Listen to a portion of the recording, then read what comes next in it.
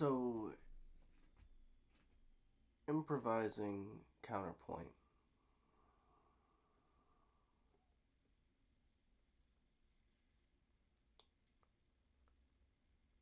It's no different than any other kind of improvisation on any instrument. Um,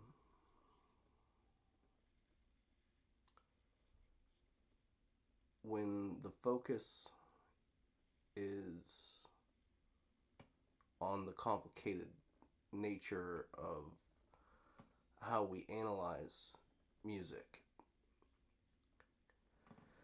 or on perfection of performance,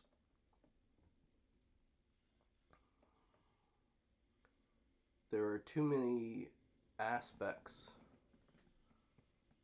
for us to consider in the moment in order to make a musical choice. By musical, I mean one that feels natural, one that is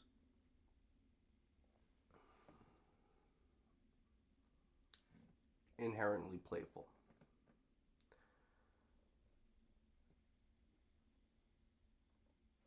I'll do more detailed lessons at some point that delve into the technical aspects. But I really want to talk today about the more ephemeral aspects of improvisation because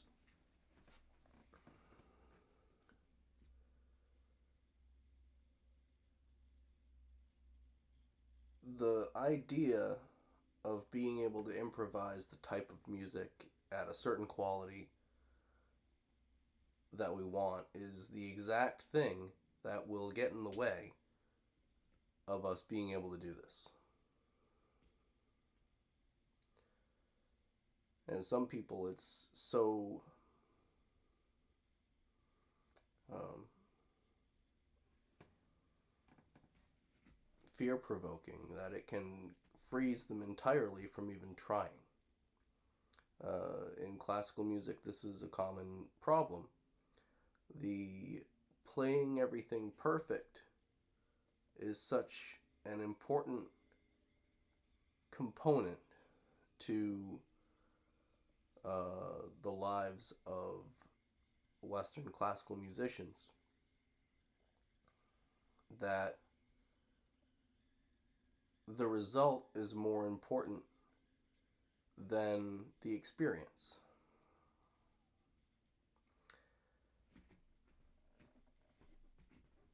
The result is great, but if you need it to be a certain way in order to feel okay with yourself, then you won't be able to allow the awareness to develop through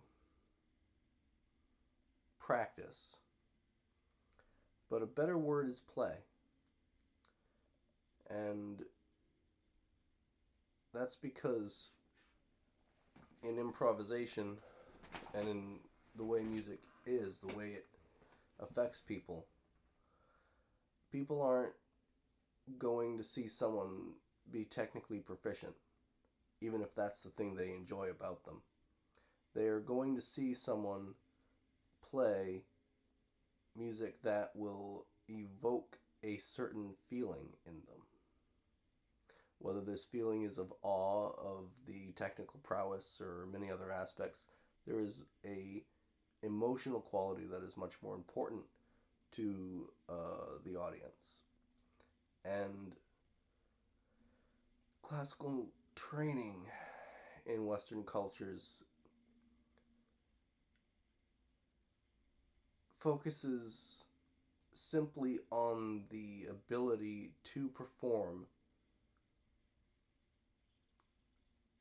instead of the experience. And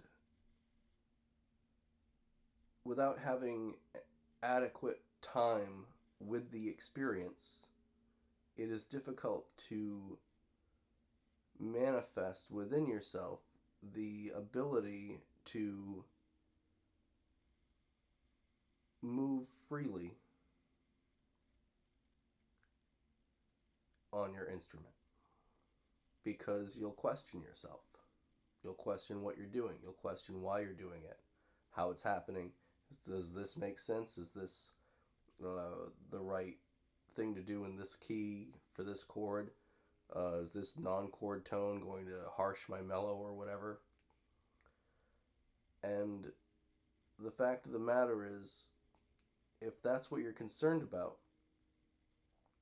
then you're not going to develop an aesthetic that you can rely on in any given situation.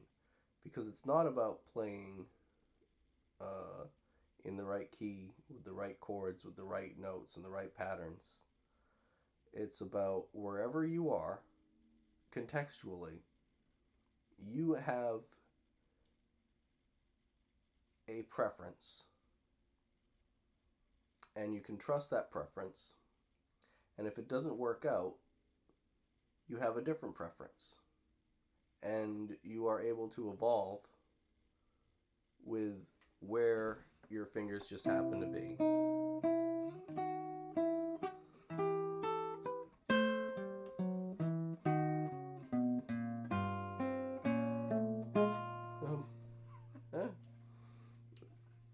Of course, if there's no fret there, it doesn't really help. That doesn't do anything. Anyways, the magic of allowing yourself to play badly. Kenny Werner, I think, talks about this a lot. Is that it allows you to open yourself up to the possibility that you wouldn't have had if you tried to come up with it. And Bob Ross calls these happy accidents. And if you ever watch a Bob Ross episode, you'll see him talking about these. Oh, I didn't mean to do that. And then he calmly is like, oh, well, we'll just add this here, and now it's a bird, or it's this fancy tree here, and now we can add this element to it. And you're going along with the scape, the soundscape.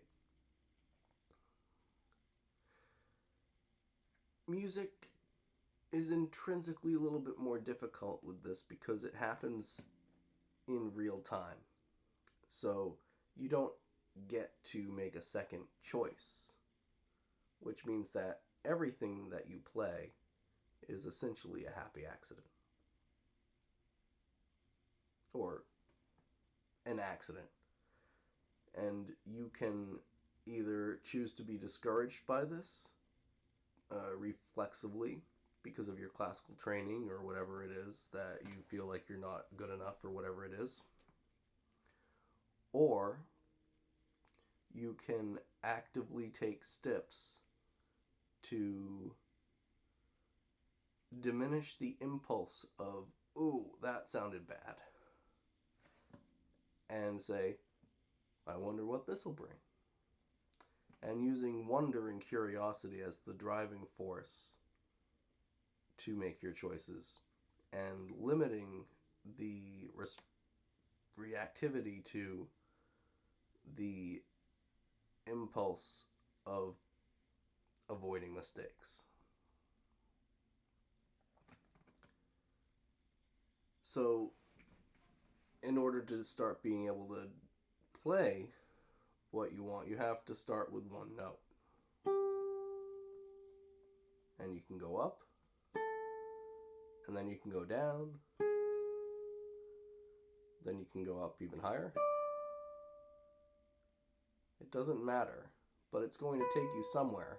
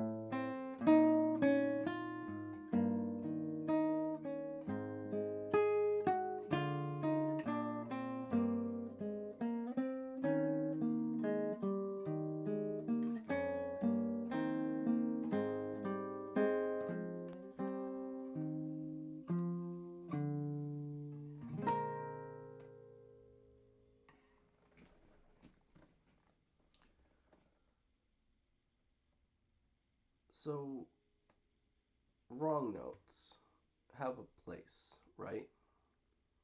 If we are to play a piece that someone else wrote exactly the way they wrote, which takes a certain skill, it takes a certain prowess and ability.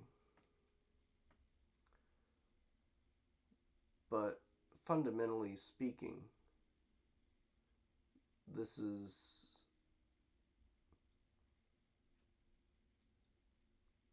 essentially our survival tactic.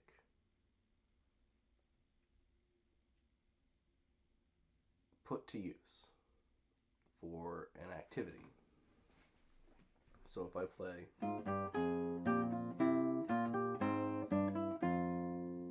we all know this piece, so if I play it a little different,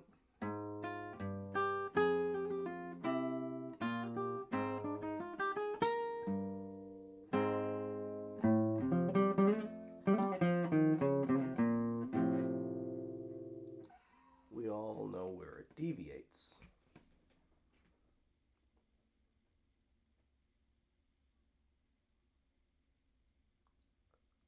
But in order to be able to really enjoy something that isn't mapped out for us, that we're doing habitually, or we're sight reading, in order to face the unknown, the uncertainty of what's going to happen next, we have to be good at knowing how to walk in the dark.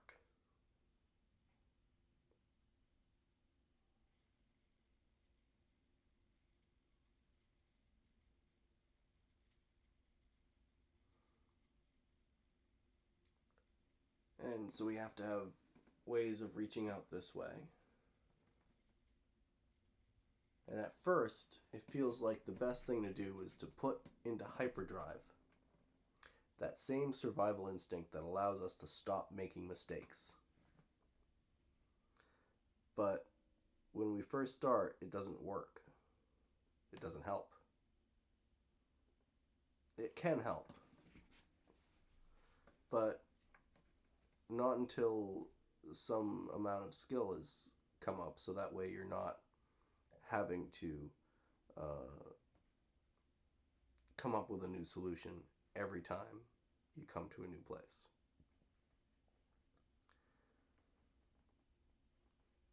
But that can't develop unless the real skill is developed, which is to be curious about what happens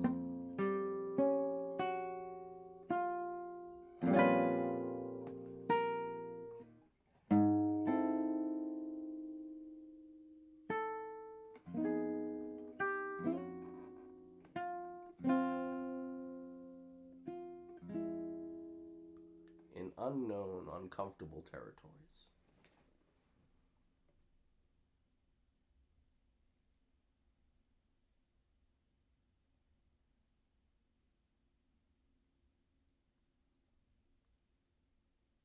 You'll notice that if you give this enough time, enough patience, enough enjoyment, enough of your own wonder, that you use your habitual practices as merely a way to get started.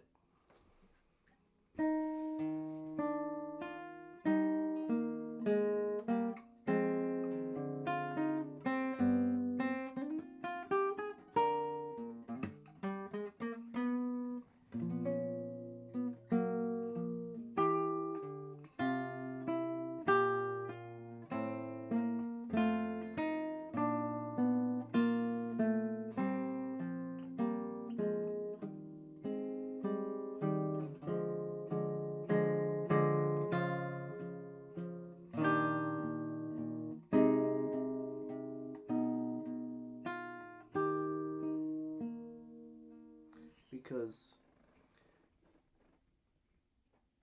while patterns emerge that you do over and over again, and these repetitions happen, especially if you really start enjoying a particular key.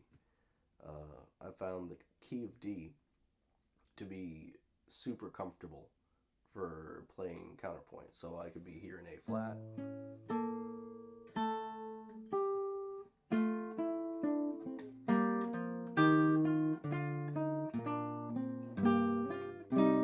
and I'm going back to the key of D so quick that I'll even make an uncomfortable key change just to make it more comfortable on myself.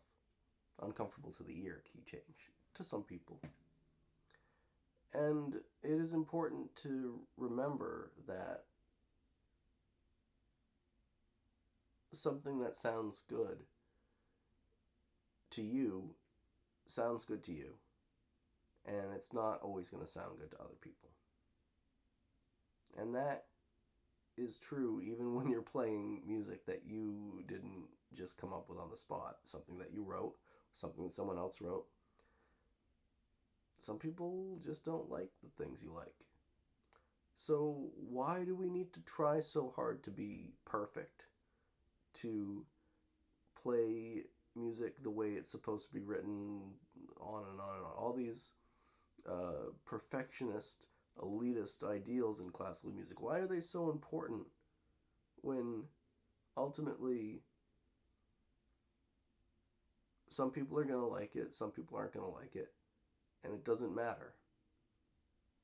Why not just play what you want to play?